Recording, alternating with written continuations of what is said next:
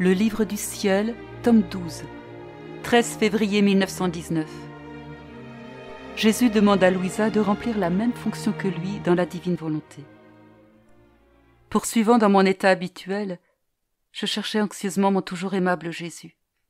Il vint, et plein de bonté me dit : « Fille bien-aimée de ma volonté, veux-tu venir dans ma volonté pour accomplir d'une manière divine tant d'actions qui ont été omises par tes frères, de même que pour convertir à l'ordre divin tant d'autres qui ont été faites humainement, même celles dites saintes. J'ai tout fait dans l'ordre divin, mais je ne suis pas encore satisfait.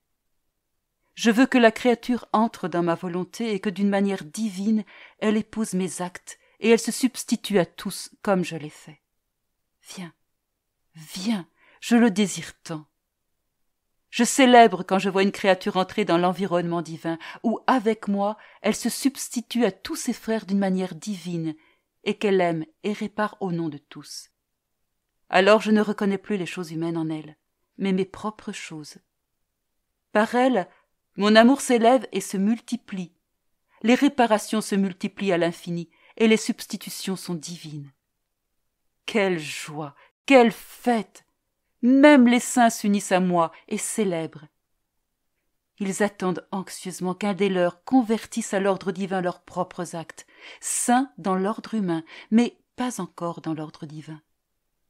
Ils prient pour qu'immédiatement je fasse entrer des créatures dans cet environnement divin, et qu'ainsi toutes leurs actions soient immergées dans la divine volonté et marquées de l'empreinte de l'Éternel. Je l'ai fait pour tous. Maintenant je veux que tu le fasses pour tous. Sur ce, je lui dis : « Mon Jésus, tes propos me confondent. Je sais que tu suffis pour tout et que tout t'appartient. » Il poursuivit : « Il est certain que je suffis pour tout et tous.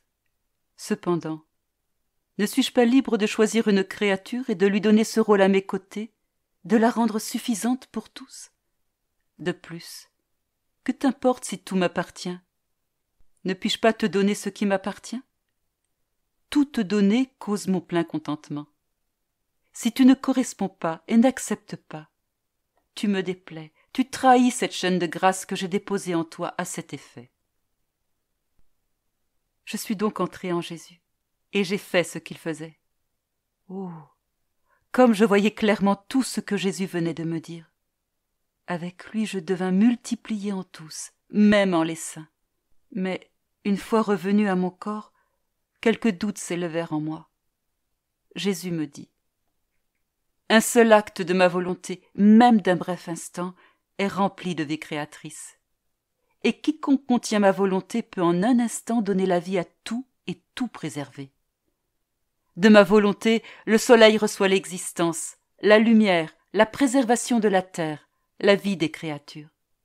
Pourquoi donc doutes-tu ? J'ai ma cour au ciel, et j'en veux une autre sur la terre. Peux-tu deviner qui formera cette cour ? » Je lui répondis : « Les âmes qui vivent dans ta volonté. » Il reprit : « Bien dit, ce sont les âmes qui, sans l'ombre d'une recherche de sainteté personnelle, mais totalement divinisées, vivront pour le bénéfice de leurs frères. Ces âmes ne font qu'un seul cœur avec le ciel. »